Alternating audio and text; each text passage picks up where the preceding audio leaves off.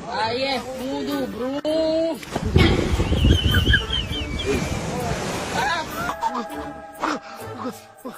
பைத்தியமாயவன் ரொம்ப நேரம் நல்லா பேசிக்கிட்டான் ஐயா. இந்த ஊர்ல எவன் எந்த ரூபத்துல வர்றா, எந்த ரூபத்துல போறான்.